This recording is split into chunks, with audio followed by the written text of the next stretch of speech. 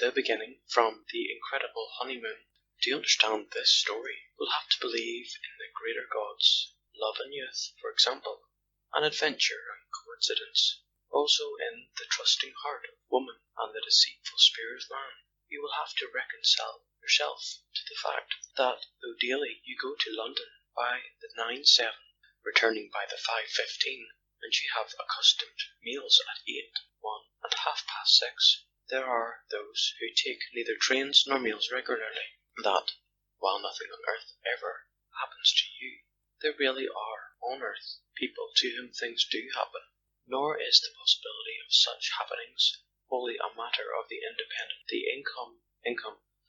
income for which you do not work. It is a matter of the individual soul. I knew a man whose parents had placed him in that paralyzing sort of situation which is symbolized by the regular train and the regular meals. It was quite a nice situation for some people, a situation too in which one was certain to get on. But the man I knew had other dreams. He chucked his job one fine Saturday morning in May, went for a long walk, met a tinker and bought his outfit, a wheel on wheels, a sort of barrow with a grindstone on it, and a pot for putting fire in dangling underneath. This he wheeled profitably through rural districts, so profitably that he was presently able to buy a donkey and a cart, and to sell kettles as well as mend them. He has since bought a gypsy tent.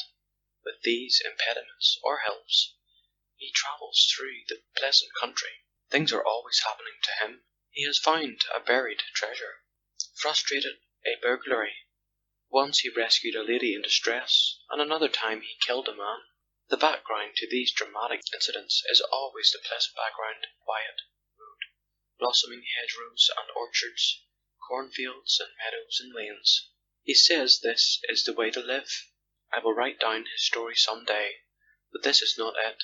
I only bring him in to illustrate my point, which is that adventures do happen to the adventurous.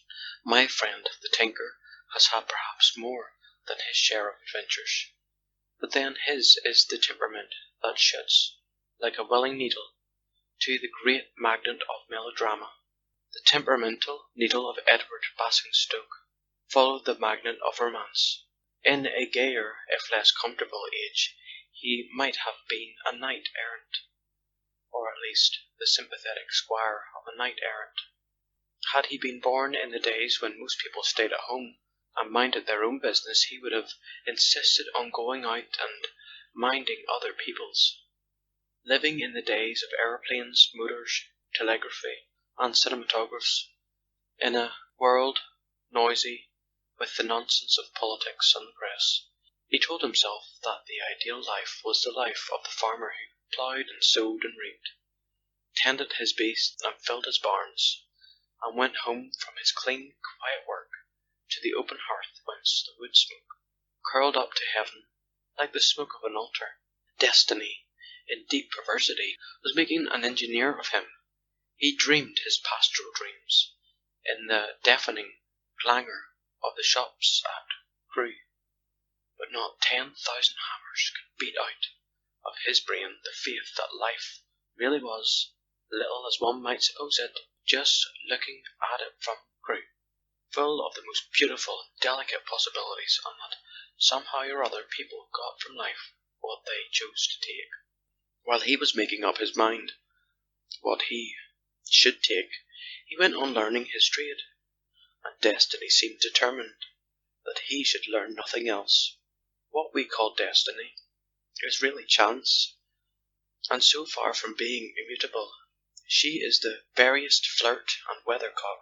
She changed her mind about Edward, or perhaps Death, who is stronger than she, insisted and prevailed. Just at the time when a faint dust was beginning to settle on his dreams, the sort of dust that thickens and hardens into clay, and you grow cabbages in it, Death intervened to save him.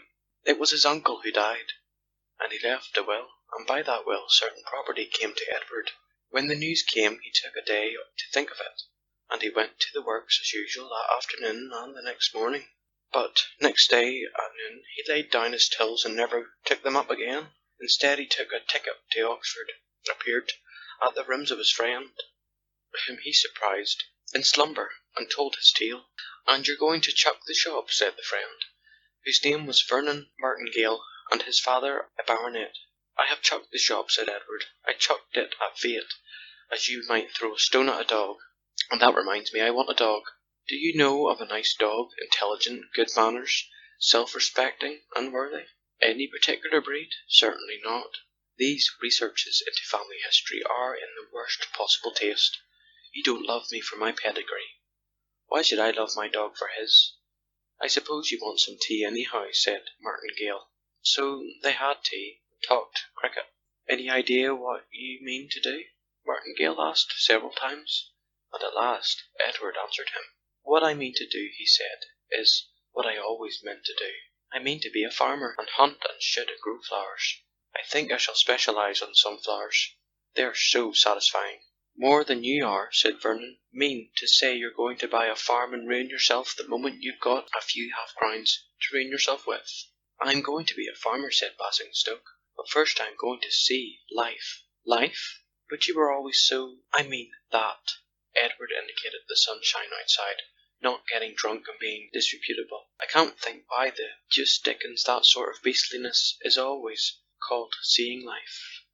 As if life were all gas, and whining and electric light, and the things you don't talk about before ladies. No, my boy, I'm going out into the unknown, not into the night, because it happens to be afternoon, and I thought I'd just come and clasp that hand and gaze once into those eyes before I set my foot on the untrodden path of adventure.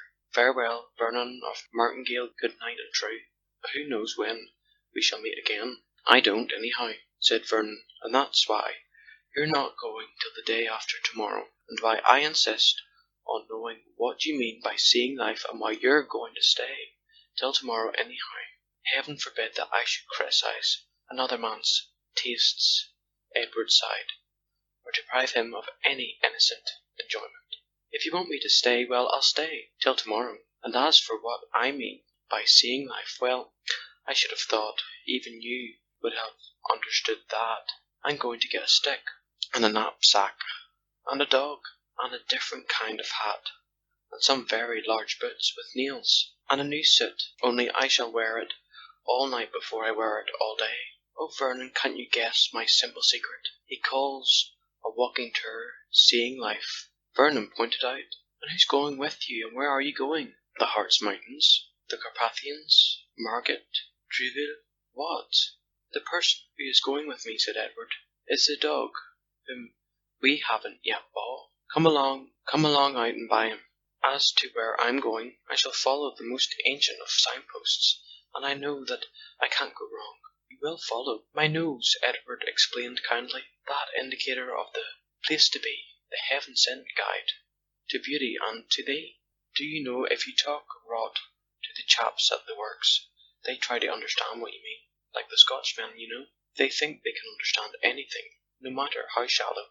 Now I will say for you that you know your limitations. Let's buy the dog, my son, and get a canoe." They did, and the dog upset the canoe. End of the beginning by